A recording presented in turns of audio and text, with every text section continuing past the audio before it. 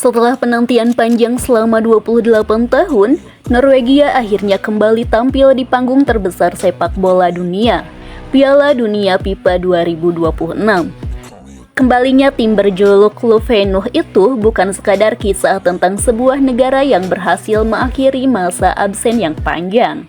Lebih dari itu, ini adalah kisah lintas generasi yang melibatkan satu keluarga yang namanya sangat dikenal oleh pecinta sepak bola dunia, keluarga Holland.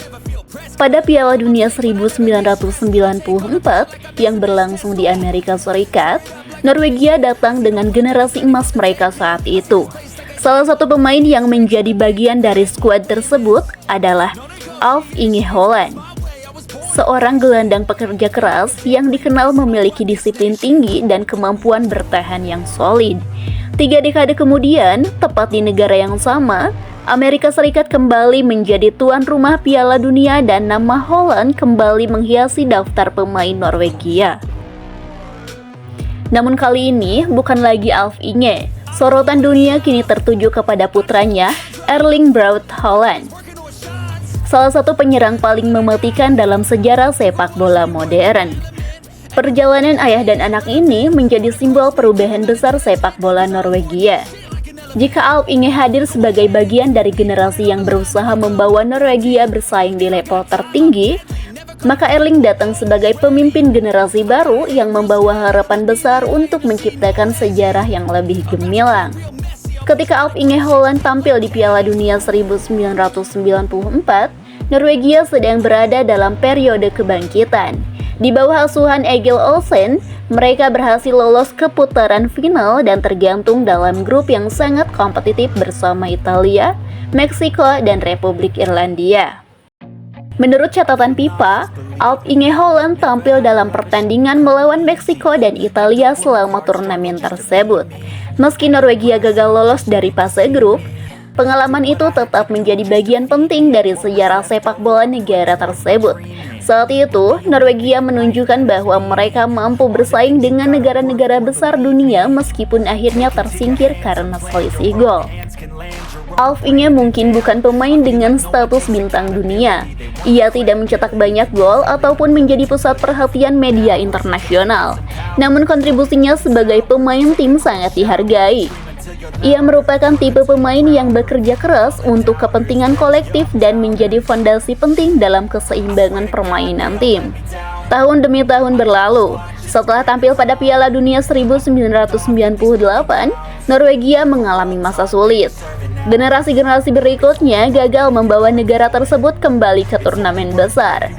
Bahkan ketika sepak bola dunia mulai mengenal nama-nama seperti Martin Ødegaard dan Erling Haaland, Norwegia masih kesulitan menembus kompetisi internasional.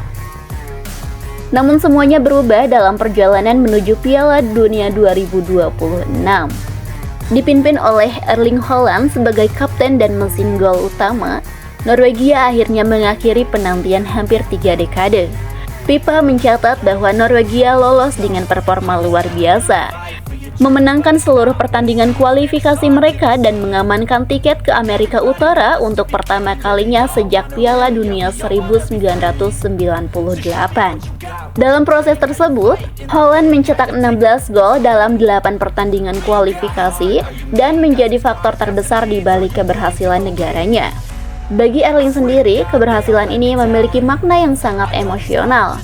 Dalam wawancara resmi FIFA menjelang turnamen, ia mengakui bahwa sepanjang hidupnya ia tidak pernah melihat Norwegia bermain di Piala Dunia. Karena itu, membawa negaranya kembali ke turnamen terbesar dunia menjadi salah satu target terbesar dalam karirnya.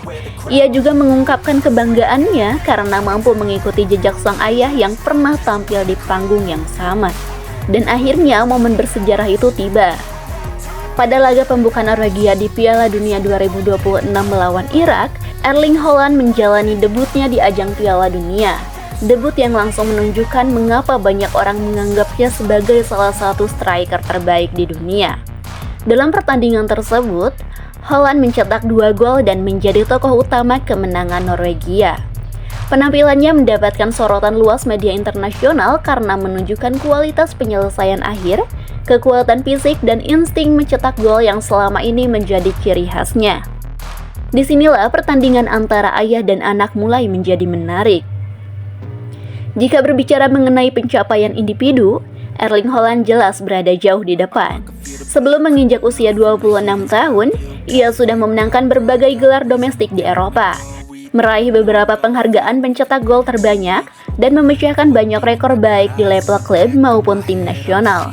FIFA bahkan menyebutnya sebagai sosok utama yang mengakhiri penantian panjang Norwegia menuju Piala Dunia. Di level tim nasional, perbedaan keduanya juga cukup mencolok. Alf Inge merupakan pemain penting dalam skuad Norwegia era 1990-an, tetapi ia bukan figur sentral yang menentukan arah permainan tim. Sebaliknya, Erling adalah pusat dari proyek sepak bola Norwegia modern. Hampir seluruh strategi menyerang tim dibangun dengan memanfaatkan kualitasnya sebagai penyerang utama. Dari sisi statistik, Erling juga unggul jauh. Selama fase kualifikasi Piala Dunia 2026, ia menjadi pencetak gol terbanyak Norwegia dan salah satu yang paling produktif di seluruh zona Eropa. Banyak pengamat bahkan menyebut bahwa tanpa kontribusinya, Norwegia mungkin masih harus menunggu lebih lama untuk kembali ke Piala Dunia. Namun apakah itu berarti Alf Inge kalah? Belum tentu. Sepak bola selalu harus dilihat berdasarkan konteks zamannya. Alf Inge bermain pada era yang berbeda. Ia tidak memiliki fasilitas modern, dukungan teknologi analisis pertandingan, maupun lingkungan sepak bola yang semewah generasi saat ini. Selain itu, posisinya sebagai gelandang bertahan membuat kontribusinya tidak selalu terlihat dalam statistik. Peran Alf Inge justru terletak pada pondasi yang ia bangun.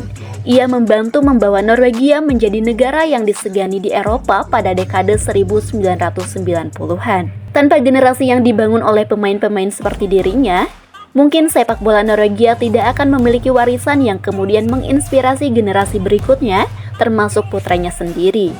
Menariknya, kisah ini juga memperlihatkan bagaimana sepak bola dapat menjadi jembatan antar generasi. Seorang ayah yang pernah tampil di Piala Dunia Amerika Serikat pada tahun 1994, kini menyaksikan putranya bermain di negara yang sama pada tahun 2026. Selisih waktu 32 tahun itu menggambarkan perjalanan panjang sebuah keluarga yang terus berkontribusi untuk negaranya.